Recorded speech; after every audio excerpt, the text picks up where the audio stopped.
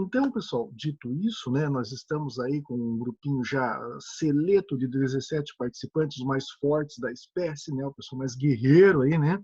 Então, a gente vai continuar a nossa disciplina. Então, na última aula, falamos sobre cultura organizacional, e eu usei essa figurinha assim justamente para mostrar que na composição da cultura são várias cores, vários pedacinhos, cada pessoa trazendo, né, a sua realidade para dentro da empresa, né, e num conjunto maior você forma, né, um grande quebra-cabeça, né. Só que, dito isso, eu queria avançar hoje nessa questão de cultura organizacional. Eu lembro que nós fizemos uma atividade ali no, né, que eu passei eu ler o texto Marchiori e o Vilaça, eu pedi que você fizesse uma descrição, mas eu quero avançar nisso, né, e continuava refletindo e debatendo sobre a cultura organizacional, até porque vocês têm muito a ver com isso. Se você olhar na empresa que vocês trabalham, se vocês olhar a atividade anterior, era justamente para descrever um ambiente que vocês convivem ou você pergunta para algum conhecido, você traz essa informação para o teu dia a dia e você tenta identificar a cultura de um ambiente específico. Lembrando que você pode trabalhar em 10 empresas diferentes, as 10 serão diferentes e com uma cultura própria específica, né? Mas vamos adiante, vamos refletir adiante essa questão aí, né? Então, vejam, por exemplo, que aqui no nosso, eu peguei um destaque de uma de nossas fontes, né, que diz assim, que a cultura da organização é formada, faltou um acento ali, é formada pelas redes de comunicação formal e informal, sendo que esta é aferida pelas expressões dos funcionários e laços informais. A outra é a ponta de um sistema, ponto do sistema cultural. Vejam vocês o que esse destaque faz para a gente constatar o óbvio, né? A cultura dentro de uma organização ela é composta não só pelos documentos oficiais da empresa, os memorandos, os e-mails, os cartazes, os livretos, as determinações que vêm do nível estratégico para o operacional, né? O, aquilo que vem de cima, do topo da pirâmide para baixo, né? O top-down. Vejam que é uma forma de gerar uma cultura. Por exemplo, hoje vamos criar uma grande política dentro da empresa de prevenção de acidentes. Todo mundo vai ter que usar IPI e tudo mais. Isso é uma forma de construir uma cultura interna, né? Se a empresa realmente estiver comprometida com isso. Mas também existe uma cultura que é construída pelo diálogo nos corredores, pelo diálogo na sala do cafezinho, aquele bate-papo na hora do intervalo. Então, isso também tem que ser considerado na hora de compor a cultura. Então, ela é desenvolvida de modo formal, né, pelos diálogos, pelas comunicações formais e oficiais da organização, da empresa ou até do poder público, mas também ela é composta pelas percepções pessoais dos colaboradores, né, dos agentes, e a troca, né, e a interação dessa troca de informações. Já ouviram falar da Rádio Peão na vida de vocês? A Rádio Peão sabe de muita coisa. A Rádio Peão compartilha muita coisa. E todas as empresas, quanto maior número de funcionários, a Rádio Peão age com mais força. Pequenos escritórios com 5, 6 funcionários, 5, 6 profissionais ali, né, nem dá para se falar de Rádio Peão. Né? Agora imagine uma empresa com 200 funcionários. Né? Então, ela paira sendo uma troca de informações, ideias, valores, sentimentos, né? E isso tudo irá formar uma cultura específica, que é aquilo que eu falo para vocês. Uma organização que muda para outra, né? Mas vejam só o que nós podemos avançar dentro dessa reflexão aí, né? Conhecer a cultura é importante do ponto de vista da organização para aumentar a efetividade dos negócios. Então, quando ele fala em conhecer a comunicação, ou melhor, a cultura, é você conhecer a cultura como um todo. Né? Se você, por exemplo, é uma multinacional alemã e quer se instalar no Brasil, é prudente que você saiba mais ou menos como é a cabeça dos brasileiros, como é a cultura brasileira. Eu vou saber de tudo e posso ir com toda segurança? Claro que não, gente. Conflito sempre irá ter, né? Eu lembro que uns anos atrás tinha até um filme que se chamava A Fábrica das Loucuras, que era mais ou menos assim a história, se não me engano era isso, Fábrica de Loucuras, que era uma comédia, que eles satirizavam a história de uns executivos japoneses tentando implantar uma fábrica nos Estados Unidos, uma montadora de automóveis. Era uma comédia, o filme mostrava justamente aquele choque cultural do jeitão japonês de administrar, e a fábrica com uma cultura local, né, norte-americana, né, e como o negócio era conflituoso. Então era uma comédia bem divertida, tudo, mas eles satirizavam justamente dentro disso, um choque de culturas de dois povos. É um filme dos anos 80, comecinho dos anos 90, que estava começando a ideia de globalização, né, quando a globalização não estava no nível que está hoje, mas assim havia um rabisco do que seria, né, o processo de globalização. É importante, sim, conhecer a cultura e dialogar com ela, né? Mas, mais especificamente, ele fala assim, e sob a ótica da comunicação interna, né, olhando para dentro da organização, é imprescindível, é fundamental, pois ajuda a detectar quais são os melhores caminhos para atingir eficientemente o público interno. E por que eu quero, né, atingir o público interno? Nós já conversamos ano passado. O que é o endomarketing? Eu preciso fazer com que todo mundo trabalhe unido, motivado, consciente, né, de suas funções e obrigações, porque no final de todas as contas, a organização ela tem como garantia de sobrevivência entregar para a sociedade ótimos produtos ou serviços. Por que você se destaca? Você precisa entregar um produto de qualidade. Quem que irá comprar a tua marca? Se você entregar bons serviços ou produtos. Então, para você garantir essa qualidade, você tem que internamente funcionar como se fosse um reloginho, tem que funcionar muito bem, tá? Então é isso que precisam vocês ver, essa ideia de eficiência. A eficiência começa dentro das equipes na empresa, né? E para você garantir isso e ter um bom diálogo, é por meio de um sistema de comunicação. Ah, mas não adianta eu querer ser igual ao Rockefeller, que era de cima para baixo, e quando os funcionários estavam todos infelizes, lá ele soltava a polícia, ele tinha bala em todo mundo, como aconteceu no passado. Não dá mais para fazer isso, né? Modernamente, nós vivemos na era do diálogo, na era da informação, da mediação, tanto que existe hoje os procedimentos de compliance, que é para tentar reduzir os conflitos dentro da organização, mas o fato, minha gente, é isso daí. Você precisa ter bons diálogos para poder garantir um melhor resultado dos negócios, né?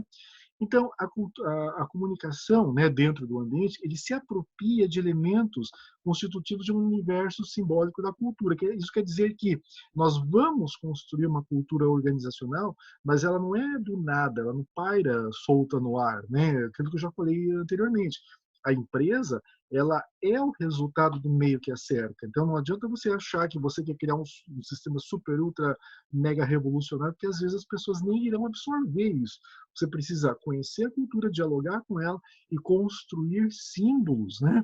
Que você irá se apropriar de histórias, mitos, heróis, rituais, né? Então, elementos. Então, às vezes, a gente começou a nossa conversa aqui até brincando, falando sobre festa junina. Eu lembro de, em algum tempo passado, você chegar numa agência bancária em julho, né, junho, julho, tá cheio de bandeirinhas, assim, com aqueles temas de festa junina, que, de certa forma, se você parar para pensar, é um negócio meio alegre, meio motivador, e o pessoal tudo fica mais feliz, né? Do ponto de vista estético, fica assim uma coisa mais alegre, naqueles ambientes sisudos, né? E tudo mais.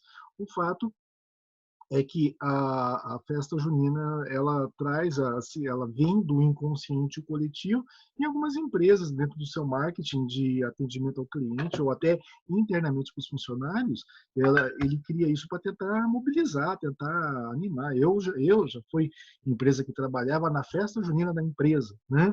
Então, esse é só um exemplo para vocês terem uma ideia. E lá na festa junina da empresa, você encontrava o gerente, colegas de outros setores, você via uma mobilização de pessoas ali. Mas não só de festa junina se vive a cultura das empresas. Quando fala assim de mitos e heróis, sabe, gente, se for fazer um estudo a fundo da figura do super-homem, que até coloquei esse sujeitinho de gravata ali, com a capa e tudo poderoso, o Super-Homem é uma grande metáfora de um projeto de civilização, né, que foi desenvolvido, principalmente aqui no Ocidente, da figura do sujeito, né, que ele se empodera, ele carrega basicamente o mundo nas costas, é o homem de aço, né? Então isso representa no inconsciente coletivo a ideia da pessoa que irá trabalhar com todas as suas forças, irá se dedicar cada vez mais para a empresa, é o sujeito assim que ele sempre dará um pouco mais de si em prol da organização, e não fatalmente vocês já devem ter participado de cursos de capacitação, motivação, que exploram, né, esses mitos e essas ideias assim da pessoa compenetrada, poderosa, que só falta soltar raio laser pelos olhos, né? Mas que, ao contrário de tudo isso, não se discute as nossas limitações, a nossa humanidade, a nossa necessidade natural de se reunir em grupo para poder vencer nossos objetivos. Então, nós criamos certos heróis, certos mitos que, do ponto de vista empresarial, são excelentes para os negócios, né? Mas que estão dissociados com a realidade. Veja que isso é uma crítica, né? É uma crítica, não considero que isso seja saudável, mas no universo organizacional se apropriam desses heróis, desses mitos, né, para poder aumentar a produtividade, os ganhos e blá blá blá. Então, provavelmente vocês já devem ter passado por isso, e nós somos frutos, nós somos produtos desse meio. Então, quando a gente vem assim friamente fazendo uma análise de comunicação, e eu falo histórias, mitos, heróis e rituais, né? Nós já passamos por isso, né? Talvez você nunca se deu conta, mas depois, agora que eu fiz essa observação, puxa no fio da memória e desses 4 itens aqui, o que você mesmo de modo sem perceber acabou fazendo parte? Rituais de hierarquia, rituais de trabalho e tudo mais, né? E quais são os mitos que são desenvolvidos dentro da empresa, assim, do funcionário do mês, né? Quem é o funcionário do mês, né? Será que é o sujeito que, enfim, né? Então são coisas que não nascem dentro da empresa, mas a empresa se apropria, né? Ela pega o Superman, né, que todo mundo assiste no cinema lá, o Homem de Aço que voa sozinho, é musculosão, poderosão, e tenta transformar seus colaboradores em Mulher Maravilha, Superman e tudo mais. Parece meio loucura que eu estou falando, mas no fundo, no fundo, no fundo, é um processo de comunicação que nós identificamos e nós acabamos, né, fazendo parte dessa brincadeira aí, né? Para o nosso bem ou não tanto, não sei, né? Vai de cada um refletir sobre isso, né? A comunicação também ela irá se apropriar de elementos na construção e veiculação das mensagens pelos canais formais. Por mais que haja tecnologia, nós nunca iremos abandonar a ideia de que existe uma formalidade na transmissão. Por mais que tenha lá o rádio peão, o pessoal trocando WhatsApp, sempre haverá canais formais, uma linguagem formal e um conteúdo oficial da organização para ser transferido, tá? E como que você irá transmitir esses canais formais e o conteúdo oficial? Por meio de jornais internos, boletins, aquelas velhas circulares e as reuniões, né? As reuniões, eu particularmente odeio reuniões, né? Acabei de sair de uma e confesso que não é um parto, mas as reuniões elas ainda são uma forma de transmissão de informações, né? É uma forma de comunicar nos vários setores das empresas. Eu tenho um livro que deu um trabalhão para achar esse livro, eu comprei num sebo, tal, mas quando eu li ele também eu me deleitei, adorei o livro, muito bom. Ele se chama Teoria Z, que um japonês, né, nos anos 80, escreveu um livro que ele relata como era o sistema de gestão das empresas japonesas, né? Então, ele relata o cenário. Sim, tem um negócio interessante que eu aprendi lá, que o alto escalão de algumas indústrias automobilísticas, mesmo empresas de logística e comércio atacadista, enfim, eles reuniam seus executivos, 5, 6 pessoas, em pé, no próprio barracão, na linha de produção ou no almoxarifado, em algum ambiente bem tosco, assim, bem operacional mesmo, em pé, e as reuniões eram de 5, no máximo 10 minutos. As reuniões eram objetivas, diretas, curtas, mas precisas, né? Não tinha essa visão norte-americana e ocidental, que nós hoje, infelizmente, herdamos, de uma sala com mesa de mogno, com ar-condicionado, que o sujeito fica lá 2 horas falando da pescaria do fim de semana, e, meu Deus, né? Aquelas informações que não chegam a lugar nenhum. Então, a visão japonesa é de ser mais objetivo. E é ao contrário dessa visão, né, que a gente vê às vezes até nos filmes, os caras tudo reunidos, terno gravata, aquela formalidade que é pantanosa, né, é movediça e que, do ponto de vista da gestão, parece que não deixa a coisa andar. Então, vocês que são a futura geração dos processos gerenciais, os futuros gerentes, não tenham vergonha, gente, de tirar a gravata e pôr a mão na massa, sabe? Transformar os meios cada vez mais eficientes, rápidos, dinâmicos e tudo mais. O mundo está cada vez mais rápido Eu não sei se nós temos tempo para tanta formalidade movediça, sabe, encardida, e a coisa não vai. Daí as empresas começam a ruir, daí o culpado é o governo, o culpado é o funcionário, o culpado é todo mundo, menos esses rituais arcaicos, né, que estão lá na lata de lixo da história, mas que são reproduzidos até hoje. Gente, eu acho reunião um ó, né? Mas vocês da nova geração comecem a refletir esses novos modelos. Mas as reuniões existem e são uma forma de compartilhar. A gente fala da questão dos jornais, boletins. Lembram daquele comentário nosso lá atrás, no começo da comunicação empresarial, que eu falava da estrada de ferro mogiana, que precisava conversar com todas as estações de trem perdidas no interior do estado de São Paulo? Então, o material impresso que levava de modo homogêneo, né, a visão da empresa lá, numa permanente relação de troca com o ambiente, né? Então, você está permanentemente interagindo informações e com isso, com o passar do tempo, né, as organizações elas se expandem no tempo, formando uma cultura, né, e ela vai ser consolidando, né? Então vejo que nós temos fluxos, né, de informação. Ele é descendente, né, quando a informação vem de cima para baixo, né, quando ela vem dos altos escalões, né, vem sendo transmitida, aquela coisa toda. Tem o fluxo ascendente, que é o bottom-up, né, que é de baixo para cima, né? Informações geralmente sugestões, críticas, apelos, né? As cartinhas, né?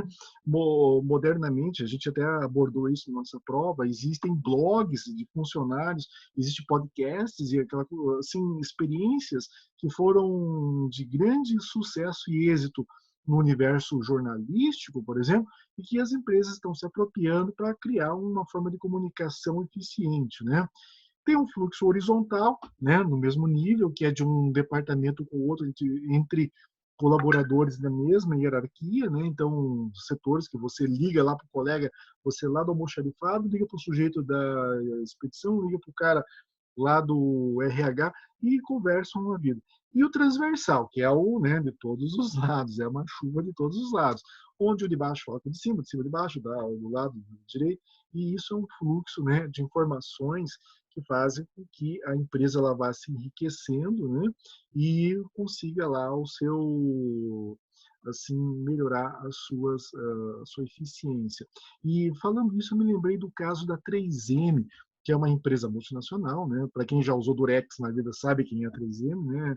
É, eu tinha aqui em cima da minha mesa, até agora não estou achando aqui, aqueles papeizinhos que colam lembretezinhos. Ah, por falar nisso, você já deve ter visto isso em algum momento da vida de vocês. Lembra disso aqui? Pois bem, foi a 3M que inventou. Ficaram podre de rico fazendo uma coisa mais besta do universo, mas entendeu? Até eu tenho aqui. Mas que eles chegaram, como que eles chegaram nisso, né? Eles estimulam o diálogo entre vários setores da organização e mais, eles têm um programa de inovação entre os seus funcionários. Eles estimulam a inovação e você só cria uma cultura inovadora se houver investimento para isso. Não é apenas discurso que muda a realidade de uma organização. Tem que haver assim uma conscientização e uma prática, tudo bem, gente? E essa conscientização passa pelo fluxo de informações, tudo bem? Dito tudo isso, eu não quero ficar segurando vocês, né, por muito tempo, né, até porque eu quero que vocês voltem a ler o Marchiori e Vilaça, né, nós estamos agora às 19h34, temos bastante tempo pela frente. Vou lançar vocês para uma atividade que está lá no estúdio, né, dentro do nosso fórum, né, e eu peço que vocês façam uma análise dessa questão